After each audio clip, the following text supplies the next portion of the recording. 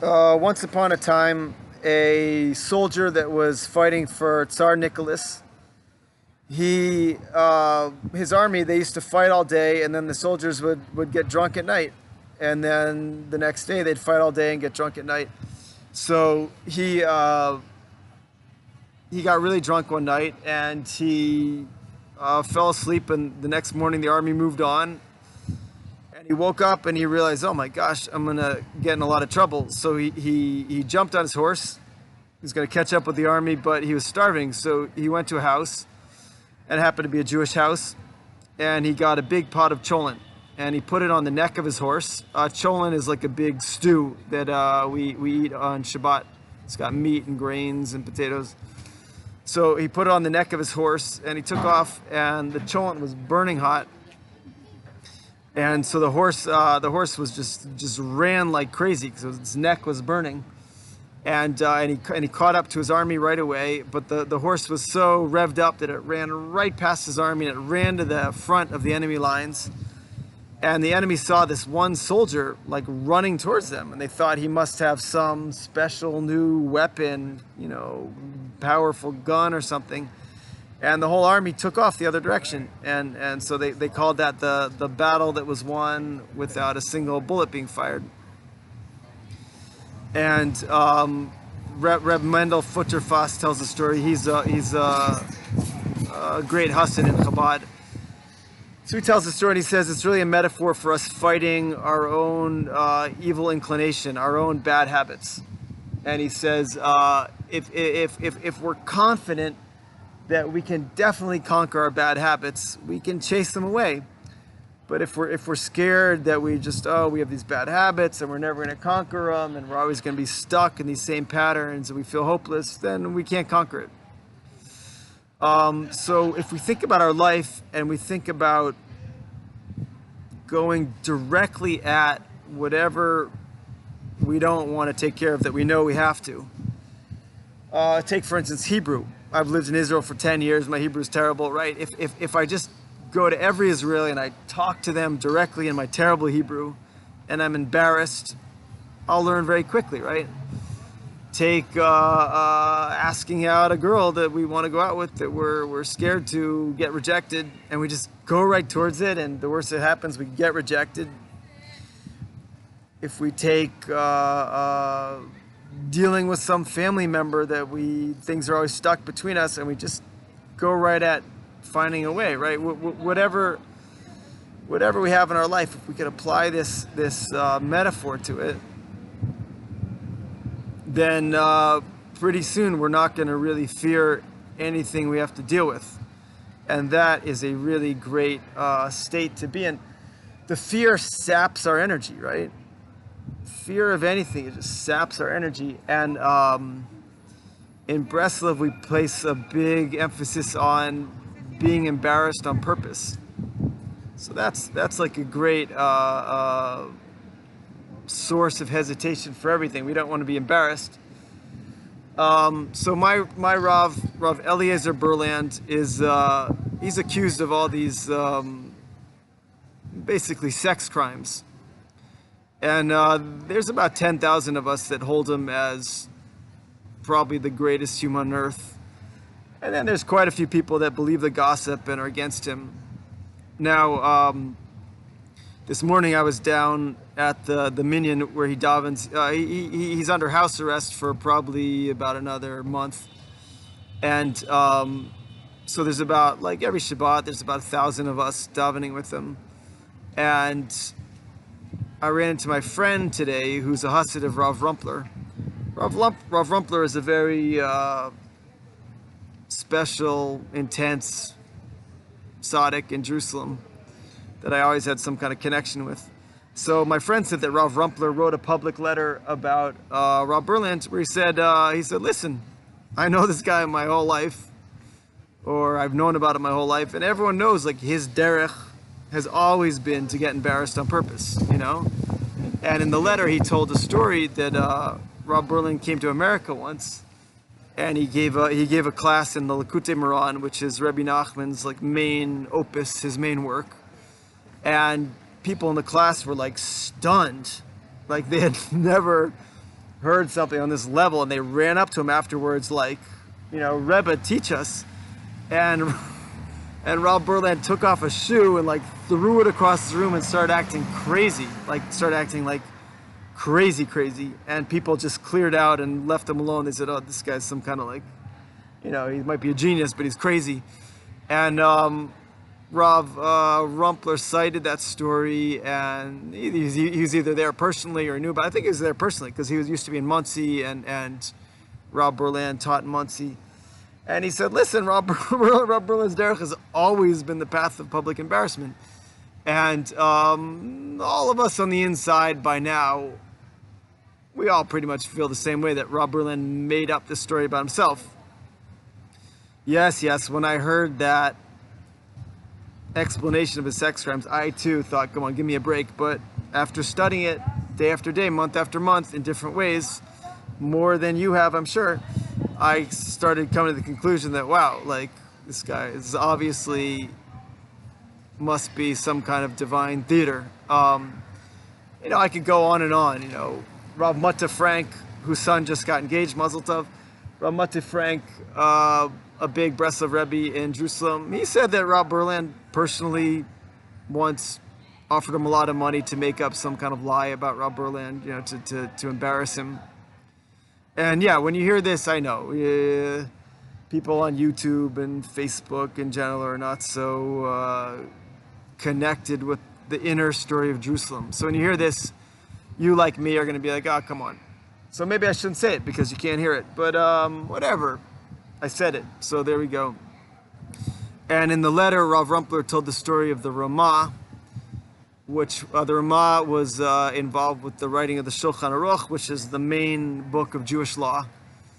And the Ramah had a student, and the student was accused of a big kind of sex scandal, adultery or something. This was back 300 years ago, 500 years ago. When was the Shulchan Aruch written? I don't remember. So anyhow, the Ramah called the student and he said, listen, I heard you're accused of adultery. You're like, well, what happened? So the student said, well, the story was I was married and my wife, as you know, passed away. And so I didn't really have any responsibilities, and I moved out to a little hut outside the town, and I just learned day and night. And Eliyahu Hanavi started to come to me, you know, the spirit body of this, whatever. Eliyahu Hanavi is said to still be alive. I don't know what that means, but like the spirit of a great Jewish rabbi who was alive or dead or something started coming to him. Eliyahu Hanavi is a mystical character who I guess we say has never died. But whatever, they say if you're at a high enough level, these mystical beings come to you.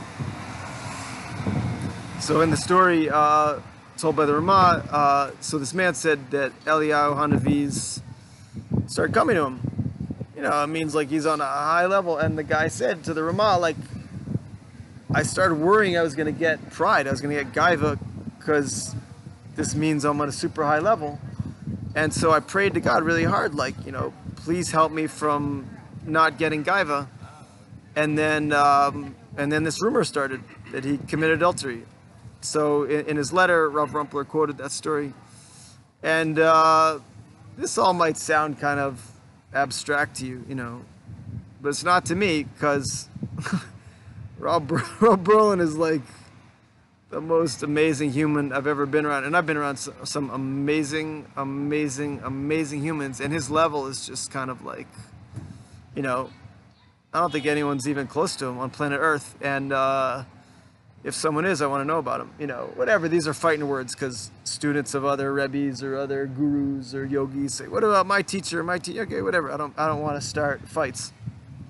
But you know, I've spent basically the last 30 years looking for which human on Earth is on the highest level, like looking pretty doggedly year after year and spending a lot of time around a lot of amazing people.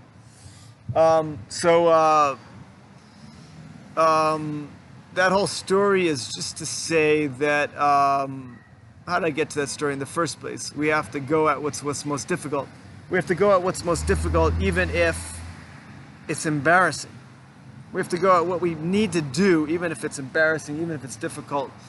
And that just takes care of all the problems in our life. Now, the little trick here is that the bigger the problem in our life, the more blessing we can get by conquering it, right? Why are you depressed or angry or sad, etc.? Because you have some problem. But that problem is curing that problem is the source of so much greater happiness in your life. You get it? If you're $1 million in debt, you're going to have 1,000,000 times more blessing when you conquer that debt. If you're the subject of a great scandal, you're going to have 1,000,000 times more respect when you conquer that scandal, and on and on. We were talking about Japan the other night. In Japan, people will kill themselves because they don't have respect, because they, they've disrespected their company or something, and then they'll actually kill themselves, or they flunked the big test in school and they'll kill themselves. So it's like the opposite of Breslov. In Breslov, we're often appreciate disrespect. When someone insults us in Breslov, we try to just thank them and keep our mouths shut, which is very hard. If people know my personality, I have a lot of work to do with this, but I'm getting better, for sure. I'm getting better. It's the derech of accepting the pain we have to go through. One of Rob Berlin's main teachings is don't blame anyone for the problems in your life. Take it all on yourself. Look at yourself as the source for any problem in your life. We're talking about how in modern therapy, they teach us, you should, tell your parents you're angry at them, something like this. Like, this is all shtiyot, this is all nonsense. We have to take upon ourselves any error in our life and not blame anyone else. This is very hard.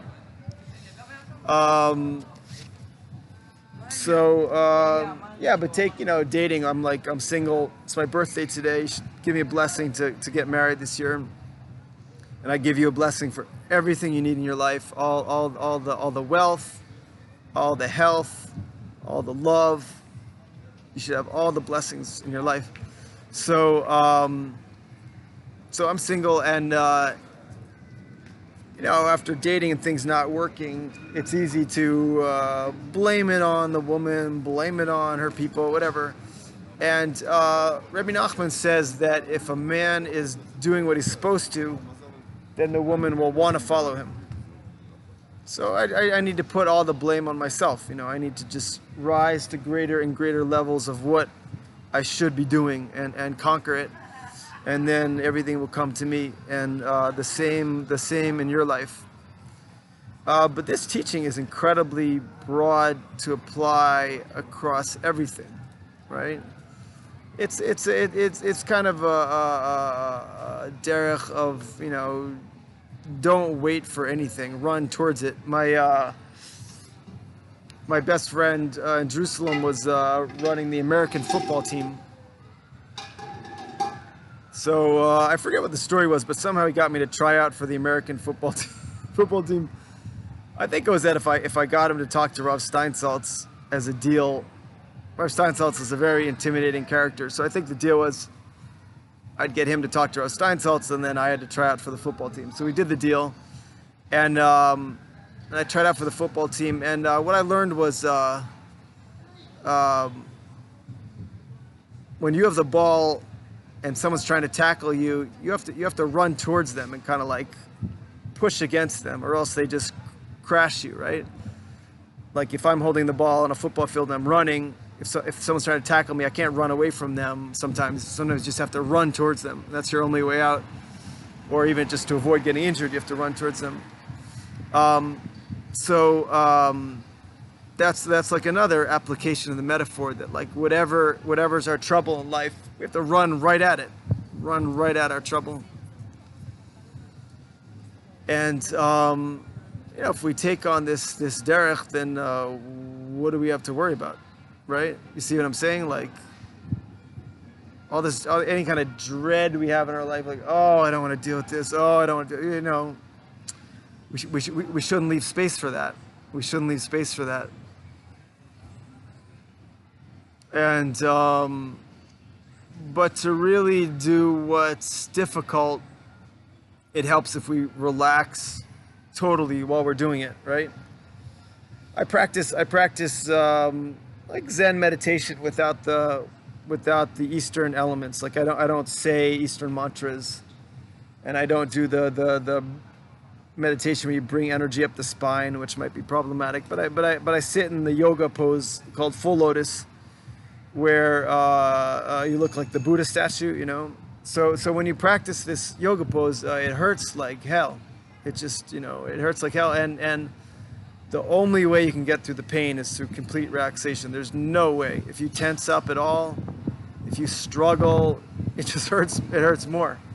So this is the practice in that system. And we can apply this to every single part of our life, just to go directly through what we can't do and to relax through it, whatever we pick in life. I scare a lot of people off because I on purpose, I don't want to beat around the bush in life. I have too much to do that's good, so I try to go directly at stuff. And some people, they've been in denial their whole life about various things, and it all comes up when they get around me, and they just run away. And that's okay with me for the most part. I want to be surrounded by warriors. I have a warrior soul, and that's mostly what I want. And the other people, whatever, they can kind of be on the outside. I think that's probably the way it's going to work, But it's back to the relaxation. When I scare people off, I should at least do it in a very relaxed way, so that if they really want to do something, they can just kind of like relax through the pain of it. Rav Steinsaltz is kind of the master of scaring people off. He when you bother him, he sees your biggest issues within about 2 seconds, and he starts grinding you on them, and it's like there's nowhere to run. You either go through it, or you just kind of run out of the room and never talk to him again. I know one person that went through a terrible divorce, and I was talking to them about when they went to Rav Steinsaltz. They went there once, and he started calling their bluff when they were still married, and the guy was just too stubborn. He just took off. And I could see it all there. I could see, wow, if that guy had just stuck in there with the Rav, everything would probably have opened up, and he probably could have saved his marriage. So whatever we apply it to, this principle applies to every single aspect of life. When we fast, all our emotions come up. When we fast, like nutritionally, on water, on vegetables, or fruit, it's a very hard kind of thing to do. And all the pain we go through, that's great. That's the healing.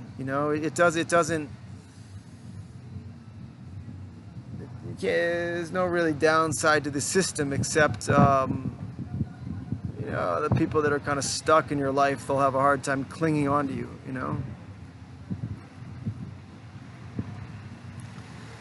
Rob Berlin is like a lightning bolt. You can't cling on to him. You can't. He's just moving. He's grooving. He's just never ending. And my mashpia, my mentor, told me, it says in the Torah that we should really go to our Rav every day. When I say the Torah, I mean the whole Torah tradition. That we should really go to our Rav every day. So I try to go once a day. I try to push myself. It's hard. I don't want to go a lot of times. Going to Rob Berlin brings everything up. It's like there's nowhere to hide over there. But just the energy of it. He's got this aura that just glows and like starts working out all your klipa, all your stuck stuff. Yeah, don't be a wimp. Be a warrior. Be a real person. I seem to be like a wimp magnet. Probably because I haven't conquered all my wimpiness myself, you know. So most people, you notice, they're a warrior in some aspect of their life, and then there's other aspects of their life they're a complete wimp in, right? And that's like a cop-out, you know. Someone will become a great football star, but you know, and then they go beat up their girlfriend or something. It's a great distraction in life to become great at something at the expense of something else. So, you know, we want to develop in a balanced way. The West is all about kind of succeeding in something, even if it means you're totally imbalanced in the rest of your life, right? It's kind of like the Western standard. And you know, I once worked on this famous musician for massage therapy. I can't say his name because, you know, it's client confidentiality. But he told me that he, you know, he's a very famous musician, one of the more famous ones in America. And he told me he got on a big health kick. He started to fast and go to a top chiropractor. And he told me he started getting really healthy, and he started losing his whole fan base because they were used to his like really imbalanced, crazy music that, you know, came from like being a crazy imbalanced person. He said he'd lived on pizza and beer for 25 years, and you know, was jamming nonstop with some of the best musicians in the world for 25 years, and you know, his people were used to his being crazy, and he started getting very balanced, and his fans started going away, you know. So we want to develop full on in a balanced way. You know, for instance, I feel like I'm probably going to be very famous eventually, and but I'm pretty disciplined about not going for fame at the expense of other things. You know, I think it's just going to happen kind of naturally because I think I've developed a niche in what I'm doing that's just a missing link on the planet, and I think it's just going to catch eventually. And but I've really been careful as I can in general to not like run after fame in some weird way, because it just makes you really sick and weird. You know, you have to look far. You have to look far to see just how weird people get running after fame. You know. But if we do something right in our life, then naturally fame's going to come to us. You know, often. Yeah, like, you know, without an exception that I can think of, just about everyone I respect the most is very famous, and they all seem very pure about it. You know, it just, you know, they put it off as long as possible. Yeah.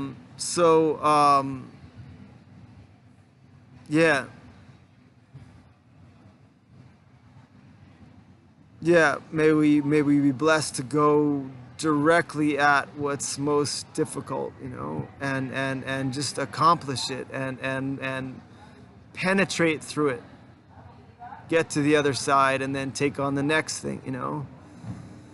It's kind of my general schedule I try to get into is like, you know, what's the one thing I need to do that day that's, you know, the most comprehensive thing that kind of takes care of everything in my life all at once. And I just try to at least get to that one thing, and then the rest of the day, okay, whatever, you know, but just to try to conquer that one thing, you know. I think maybe it's learning Gemara. I've always had a big block to learning Gemara, so I just, you know, I just made that like, okay, this is going to happen now. You know, I'm just going to make this happen.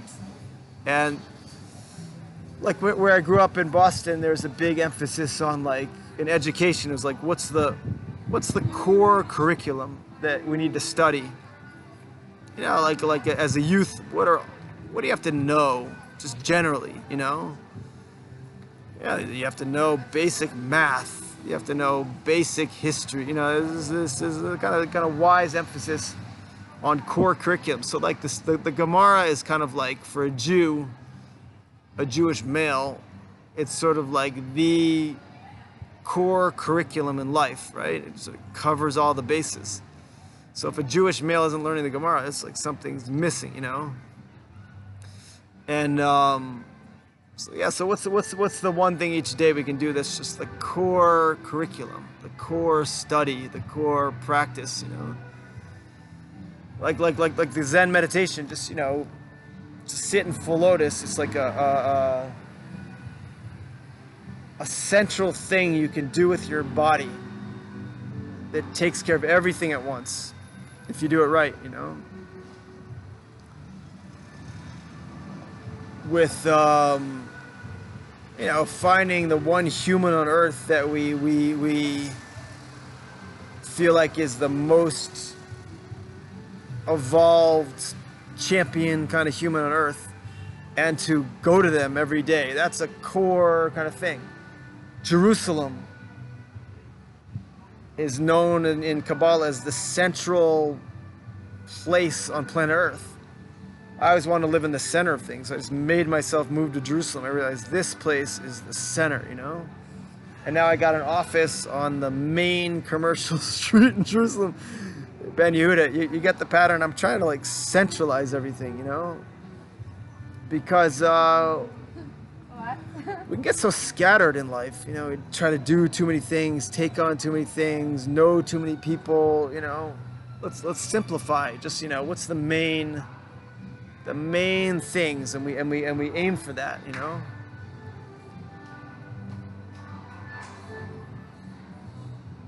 Some nice music over there. It's Motzi Shabbat in Jerusalem. It's the evening after Shabbat. It's always kind of a nice party scene down here near my office.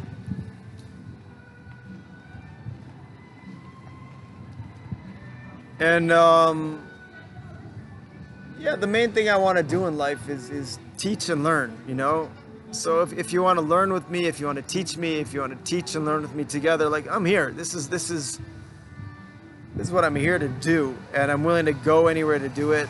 If there's something more central going on somewhere else, I'm willing to bring you here to do it. I have a guest room in my house if you want to really get serious.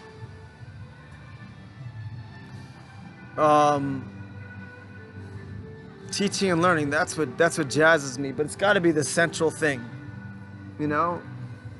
If you teach me or you learn with me, you'll see I'm incredibly impatient to get to the central part of it, and I don't think that's bad, you know. Most study is peripheral. People study stuff that's extra. This is, you know, I don't have a single second for this the rest of my life. But to study and practice the main things, I have every moment the rest of my life. I'm thrilled for it. So, like, be a part of it. You know, it's definitely not all about money. I will go to ridiculously great extents to work around the money if it's a hitch, you know.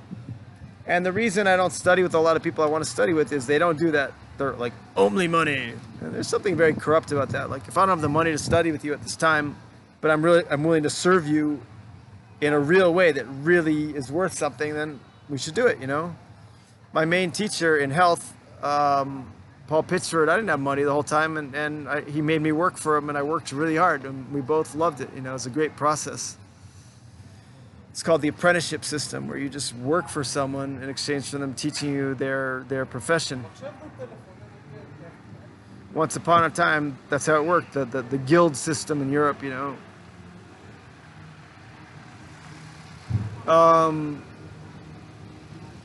Yeah, so if you want to learn this profession, the holistic profession, I am thrilled to teach you everything I know. You don't have to pay me an agarot. That's a penny in Israel. You don't have to pay me anything as long as you work, like really work. And people are really out of it. I try to do this with them, and they don't understand what it means to work for real, you know. It's got to be, when you're in exchange like that with someone, you have to take it as seriously as the most serious job you've ever had, you know. And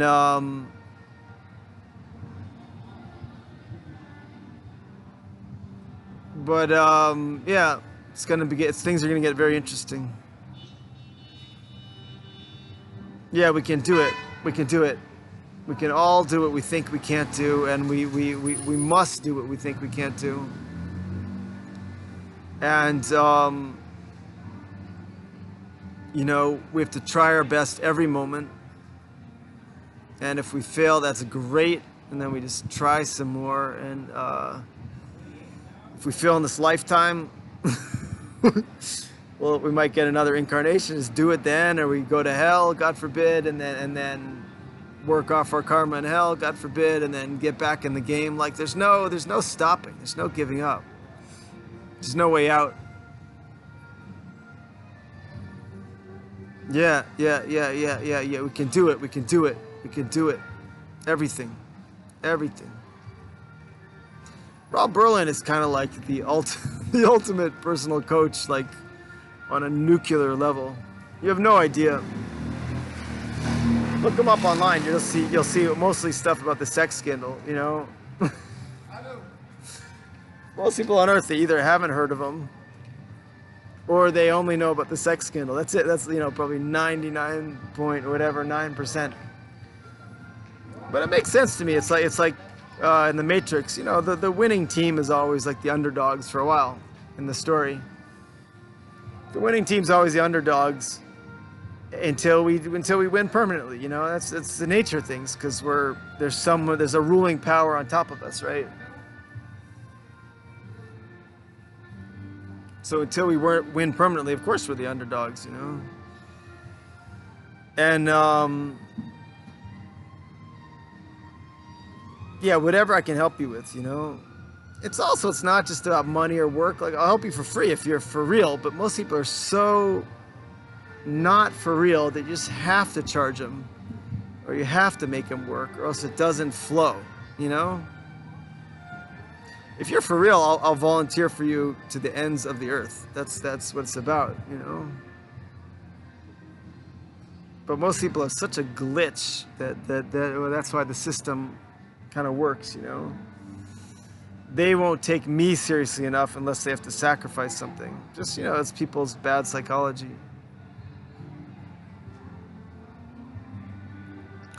To get into Rob Berland is not easy, you know. To get to see him face to face is not easy. I talk more about it, but there's a reason I'm not gonna. So you can contact me privately if you want to hear more about it. I asked him a lot of questions so far, but just through the secretaries, like not face to face.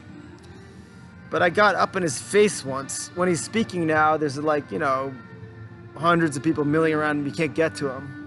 So one time I like wrestled up to the front row, and I like, you know, you gotta like wrestle like a rugby match, like literally, to get up there. It's mostly young people around him, like strong young people. So I wrestled up there, and I like got right up in his face, and that changed my life, just to be that close to him and kind of see like, what's this thing all about, really, you know? You can't judge someone unless you get up in their face. It's too abstract. In other words, you got to get face to face someone. In Zen interviews, the system was you'd sit like knee to knee with your Zen teacher, right? You'd both be in you're both in cross-legged position. You sit knee to knee, just like wham, right there.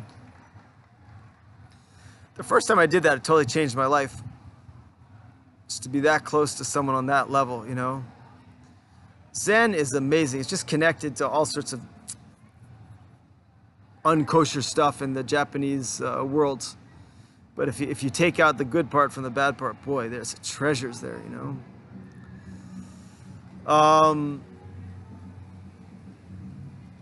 Yeah. So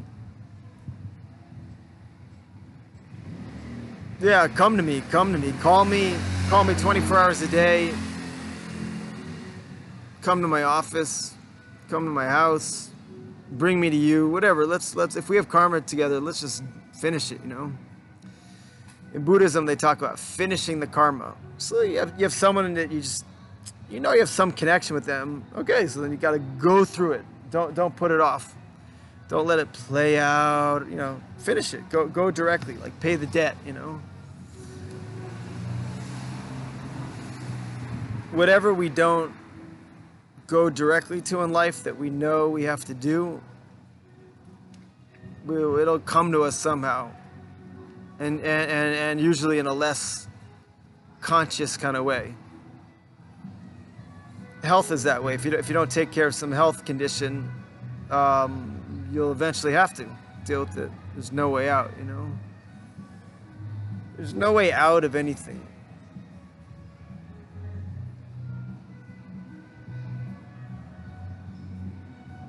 So anyhow, as you can tell, I want to go on, and I want to do public talks. You know, if they're the right kind of talks, you can bring me in for free. I'll just do it just to do it. Because teaching people is so much more thrilling and useful than just trying to do it for them. I make most of my money doing massage therapy, which I love, but it's also like the client's not picking up the life skills they need to change their health forever, usually, you know. I'm working to the place where I'm only going to take clients that are willing to really work on their life during the session, even for massage therapy, right?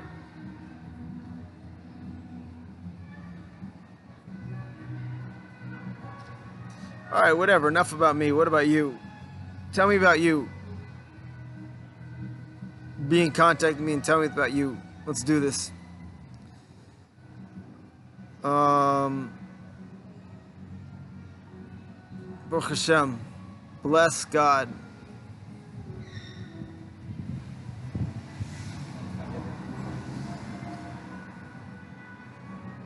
Bless God. All right.